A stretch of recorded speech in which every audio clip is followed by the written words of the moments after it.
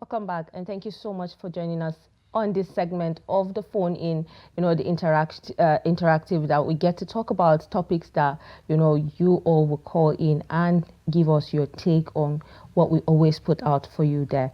And today we are going to talk about child labor.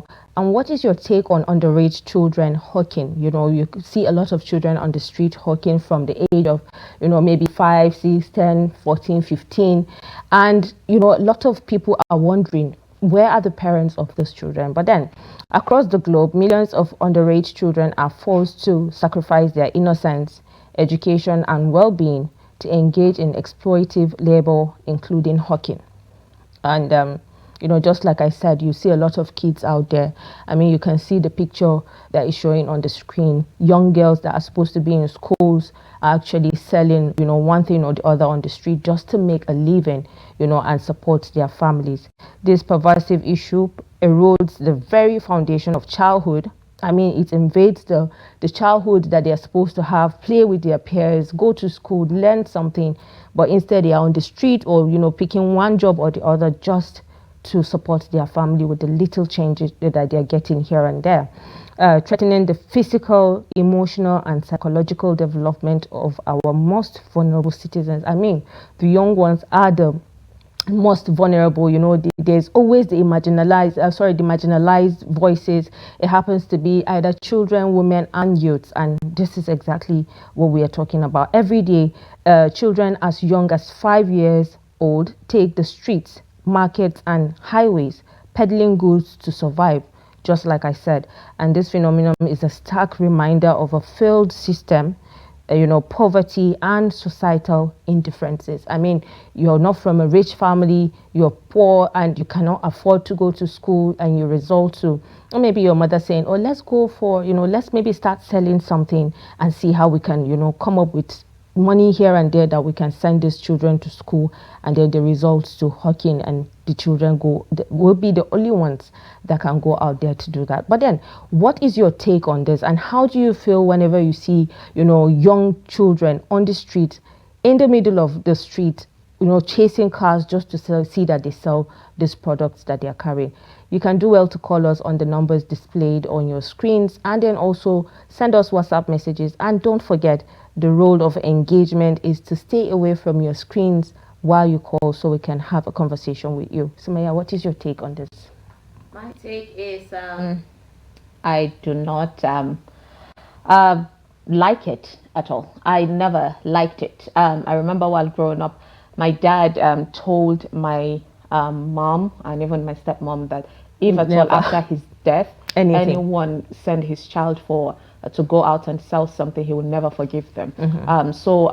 It was something that I never even had a thought of even trying. My entire family, even though we have family from the village, none of our history of our family has agreed to send their child out, no matter the situation. It is something that we believe, as much as we know that life is difficult, we believe that the parents are selfish, because you are giving your child a responsibility that you should do. At that age, you should be the one taking care of. I mean, because you're knowledgeable enough to differentiate you're more older, good and bad.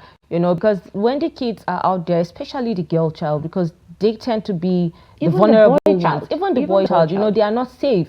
But there's a thing that when you see a girl that attracts a certain kind of bad people because she's a girl, it may not be the same for the young boy, but they can get kidnapped. They can get, raped into anything can happen. And for the boy child, we've seen a lot of situations where they are lured to corners and being raped too, even the boy child. And we've seen how people can easily turn them into pickpockets. Yes, that would drag them and send you, and you'll be shocked how sharp they are, very fast fast they are.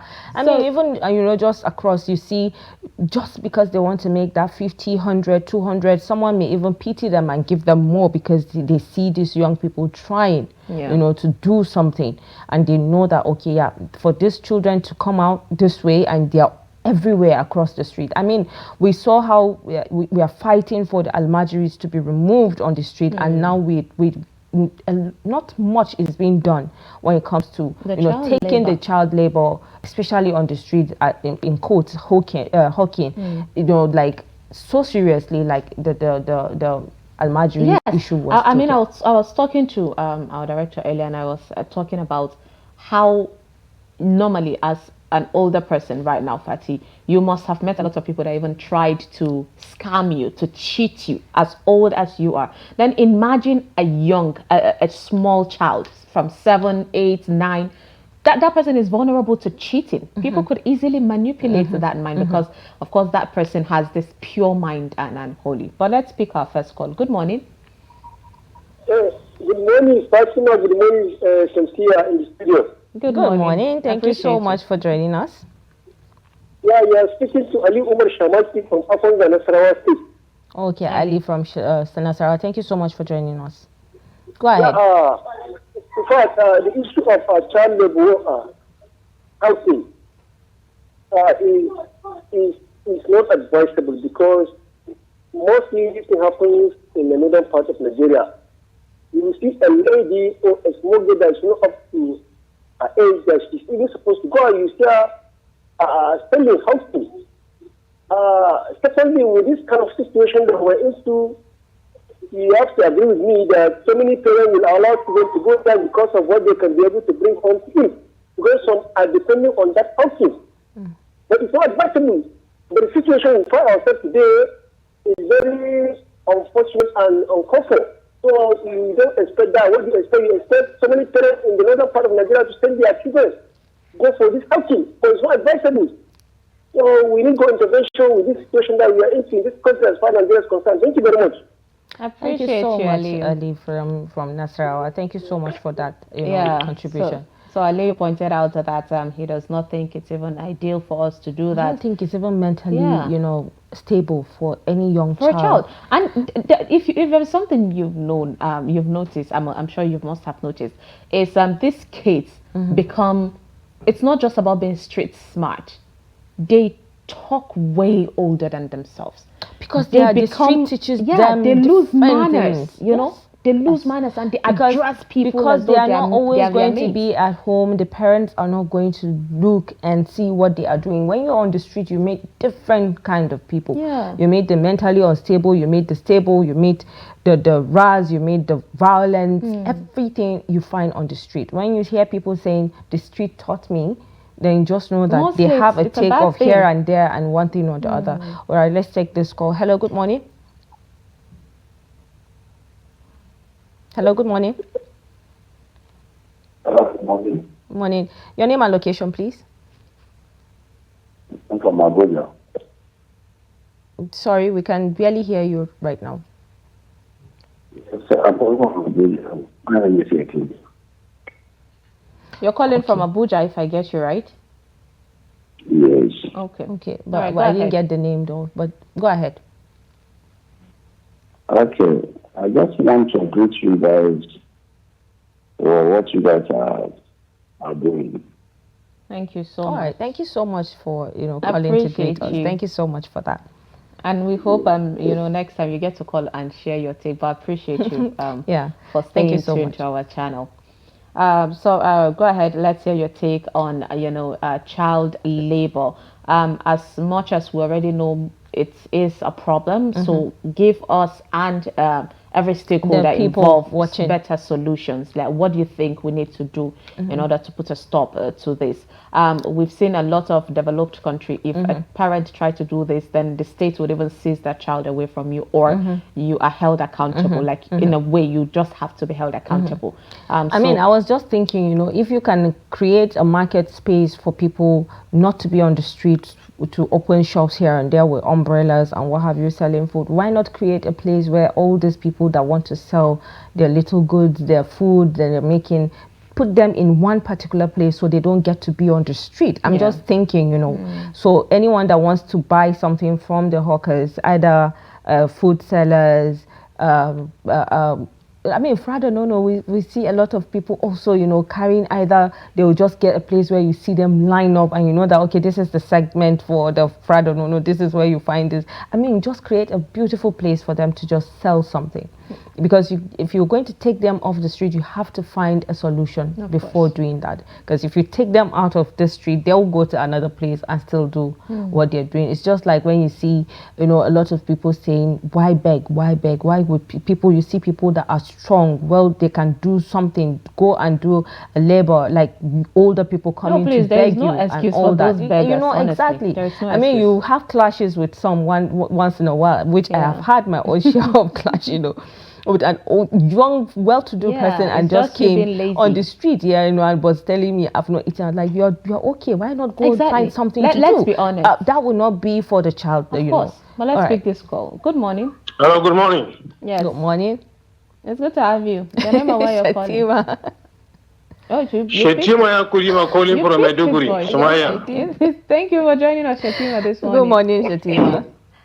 Good morning, Fatima and daughter. Clearly, good morning. Thank you so much for joining us this morning. You're welcome. You're welcome. So about underage hawking.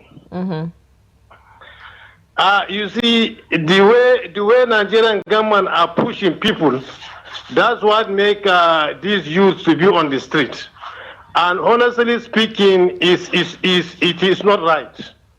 It is not right. Even despite the hardship that we are undergoing, a child have to go to school. But the issue is fundamental. If you consider the way the country is running, things are becoming difficult. Even though what they are selling cannot cater the family, it is lost of pride in the family, honestly speaking, to allow your child hawking on the street. And he's hawking a very small something commodities that cannot even cook for a day. It's a child abuse, honestly speaking. And we have to understand that we are Muslims and also Christians by faith. It is our duty to take care of our family and to look after our children, no matter what.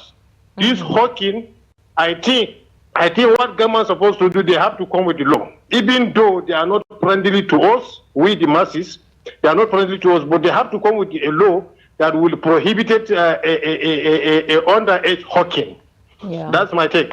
Thank you. Thank you so much, Shatima, for that. Thank you. You're welcome. You're welcome. And he has said it all. Yeah, there was one thing he said, which is they send these kids out, and the money they make does not even change your life, which is the most scary part, Fatima. Imagine wasting a long time and hours outside in a very, very dicey and horrific environment where you don't know what you're going to take, and that would literally change your culture. And then you put this into play, and before you know it, you're losing your child, losing the character, and still you don't even have money. Your financial status did not change. All right, let's take this call. Good morning. Please turn down the volume of your TV. Are you with us? Yes, I'm with you. Okay. Your name and where you're calling from? Good morning, ma. Good morning. I'm Abubakar from Yobe State. Good to have you from you. Thank you so much for calling. Go ahead. Thank you. Yeah, the problem is that it's not only the government that you will push a small child to go for hawking. The other alternative is that we, the parent, we should reduce the birth rate of our family. You don't have anything. You just have your small business running, and when you get you get money and profit, you said you will take another wife, and this is a very big problem. When you are the only one with your family, with your wife, 2 kids, you will now go and marry another woman. That even her, if she comes to the house, she will start competing with your wife that she has the 2 children in the room. Yeah, this is the major problem affecting us the masses. Okay, all right. We will not go outside and be blaming the government that only government is the only government that will control the hawking of the underage children hawking on the street. Yeah, we can also control it. If imagine you have 2 kids, you will be able with your small salary that you have, you can send them to government school, buy them books, buy them pen that they will take and manage themselves. Yeah. But you have low income and you have 4 wives, 20 trillion. How can you manage to control them? I get your point there. Thank you so much for that call. I appreciate your take on that. Yeah, we said we're going to, of course, find possible solutions, and it was, nice to hear another angle to it, where he said we cannot expect the government to fix everything for us, but even though there should be a law that should prevent that's what Fatima just said, that there should be a law. There should be a law. That just like I said earlier, that there was a law trying to take the Almajiris off the street. Yes, so but there should be a was law. met with a lot of controversy, from culture. People were mixing culture up with religion and all of that. Exactly. And anytime you bring the issue of religion and then culture, you can't tell which is taking the lead. Because anything that is even maybe just a norm, just a culture or a people tradition, try to justify it and then put religion in it, which is totally wrong. Nigeria is a religious country, and definitely our laws should work based on our religion. So we should be able to separate the religion and what is culture or tradition. There are things that we just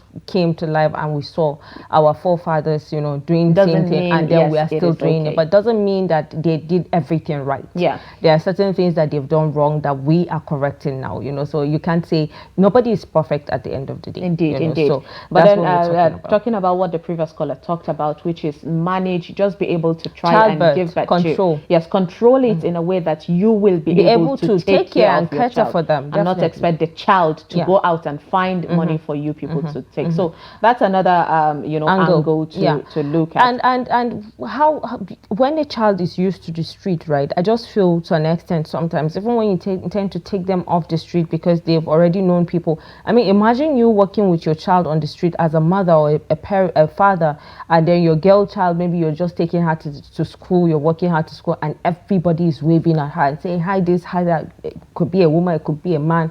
Everyone just calling out this person's name. You should be scared. I mean, at that young age, you should be scared. You'll be wondering, what is this child doing that everybody knows them? And it's just because you're always putting them on the street. Sometimes strict parents also push some children to go on to the street to learn, certain things, and they'll just stay away from home. I mean, I've come across young people way back in Kaduna, where they just, sleep in an uncompleted building because the parents are strict. Probably the mother is too strict and the father can't do anything, or the father is too strict. There are a lot of stories like that you can actually come across. A lot of things happen to if things like that are happening, that means you were not ready to be a parent. Exactly. I mean, that's what Abba just said. To be there should be control. I mean, I saw a lot of people, on social media. I mean, I was discussing this with you a couple of days ago, where I saw a 3-year-old Almajiri, and this, a lady posted, just 3 years old, and he went into this man's house and was asking for food, and the normal Almajiri calling for help. They take advantage of them, because he told him they recorded him, and the wife was at the background, and he was asking, how old are you? He said he's 3. What are you doing? He said he's in he's an Almajiri, and he's like, are you learning? He said yes. What can you recite? And he just said the Fatiha, and then he just took the first verse, and that was it. That was it, and that was the much he can learn. At 3, what is your child doing on the street begging? Based on all right, let's even go back to our education system that now the Minister of Education, Tari Mamman, is pushing. Yes, which is you have to be 18 by university, right? By secondary school. Then, if at all we're following that law, a child should not even be in primary school by 3 years. Yes, definitely not even primary. So why I think it should be in a play school. Exactly. Why are you sending that child to go out there and go and learn and fend for themselves? Teach them at home. Yes. I mean, let's take this call. Hello, good morning. Oh, that breaks my heart. Hello, good morning. Do we still have the caller? All right, okay, do well to call us back again and send us WhatsApp messages as well. So, yes, you can send so we already have a message, and this is coming from Mukhtar.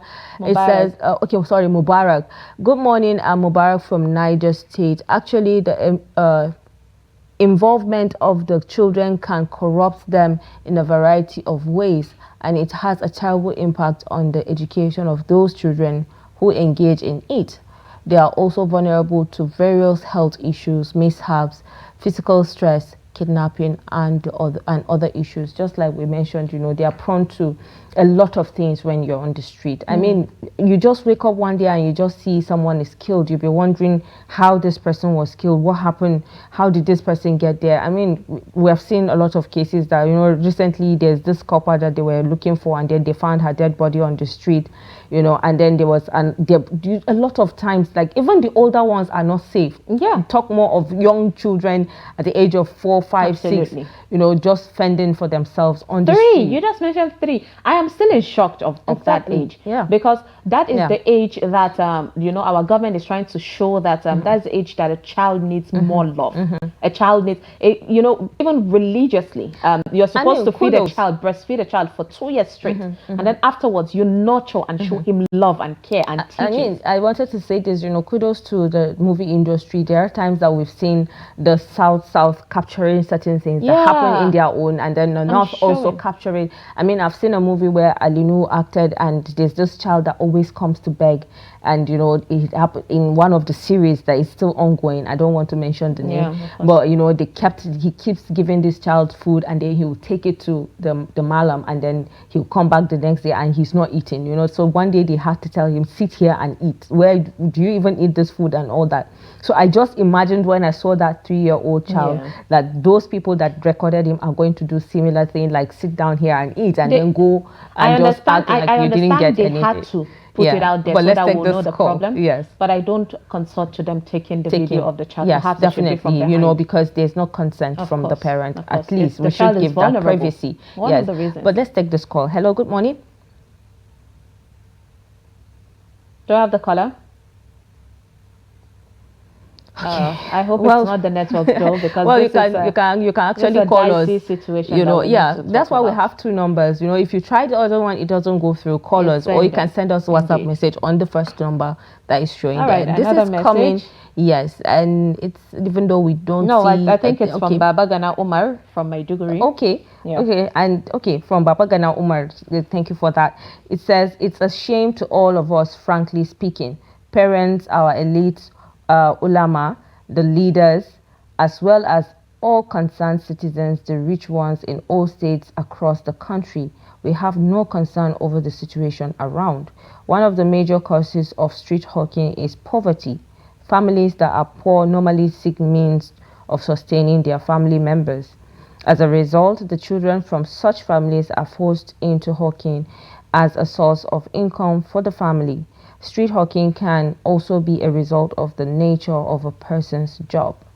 I don't understand that. I mean, okay, so this is what it means. So if you grow up hawking on the street, there's a tendency that your children would do the same.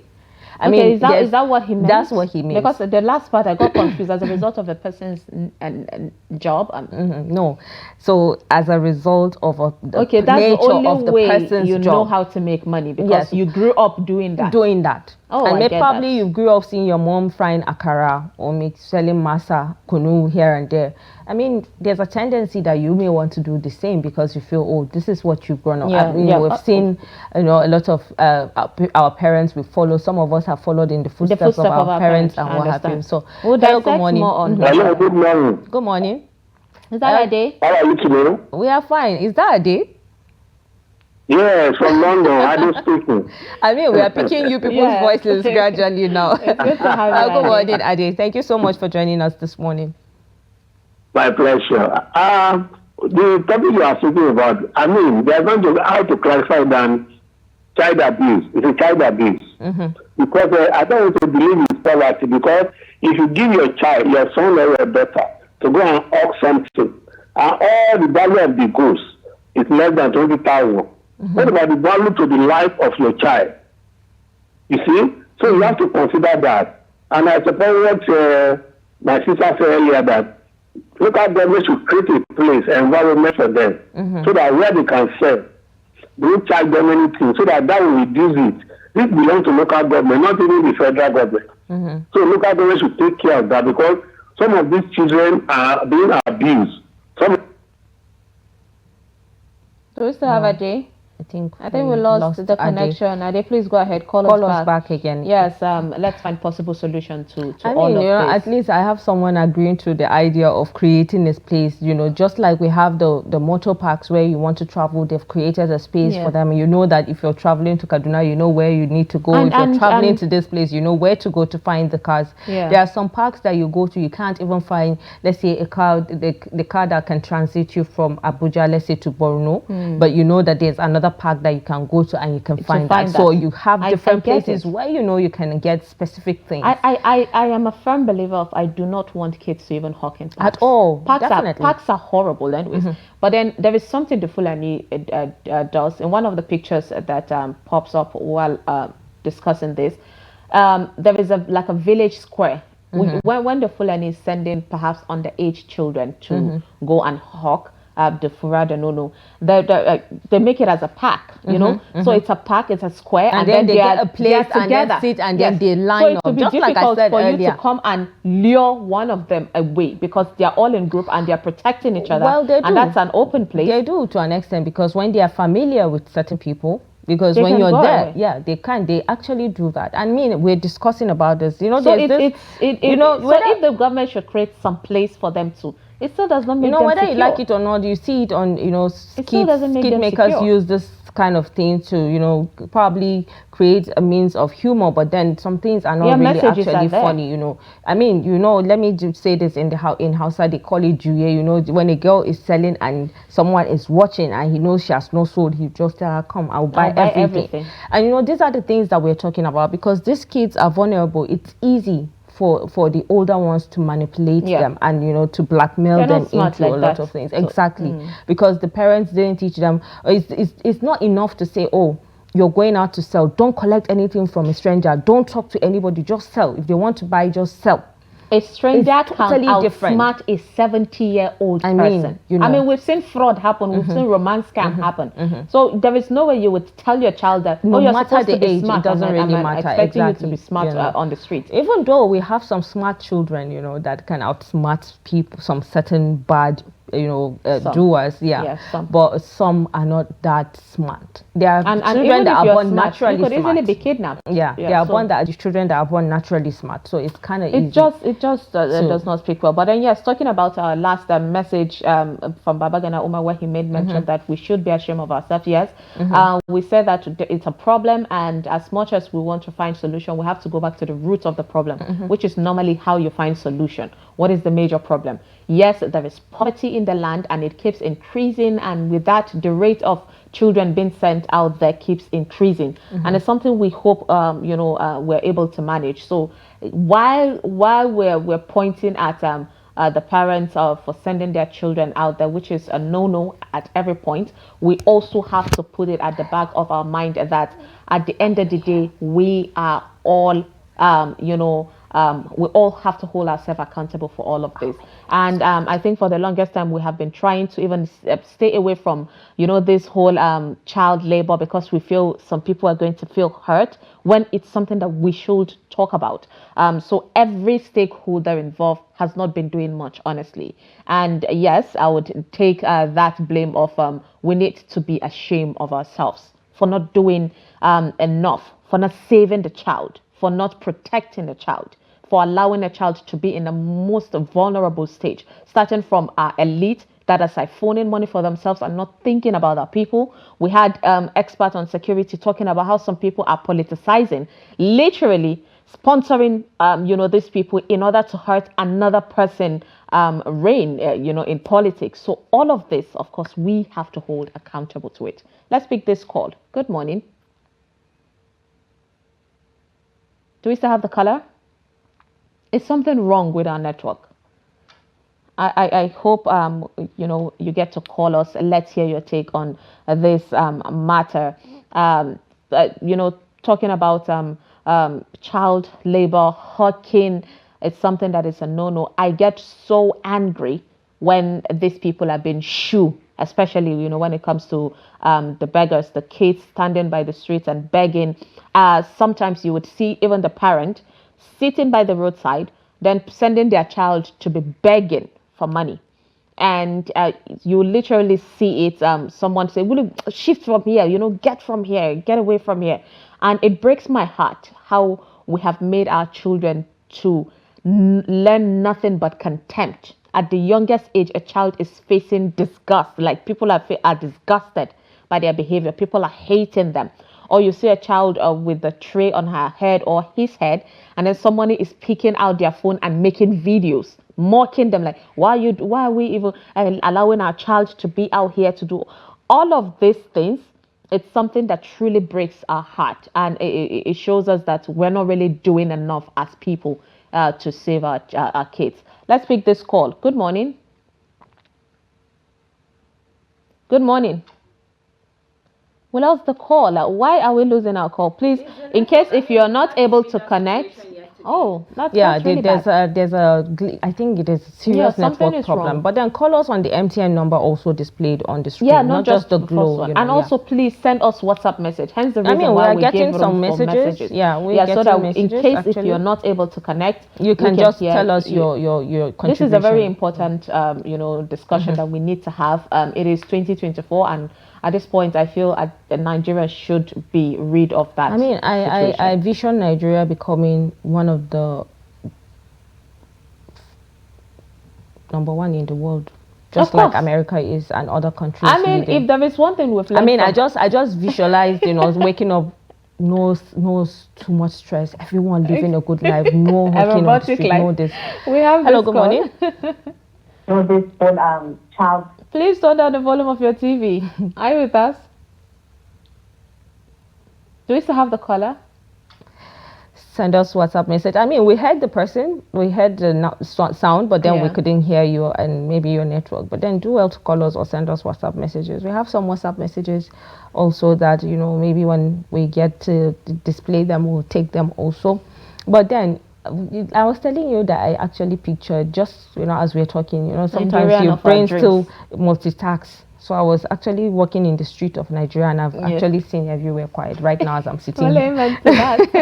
Well, this one is coming from Zakaria Yohana from Bauchi. He says, about child labor, the truth is federal government should do something about it, because all these things happened due to the poverty that we found ourselves in this country. One take. That's what it just means, that everyone, we rightly mentioned, it's poverty, most of it, that pushes people into, this. But then at the same time, if you're holding people accountable, I understand what they're saying. If you were going to hold the parents accountable for what they're doing, we also have to hold the government, because if life is easy for them, we're sure that they won't do that. But at the same time, there are things that are not being shown, but there are some parts the government has actually really tried.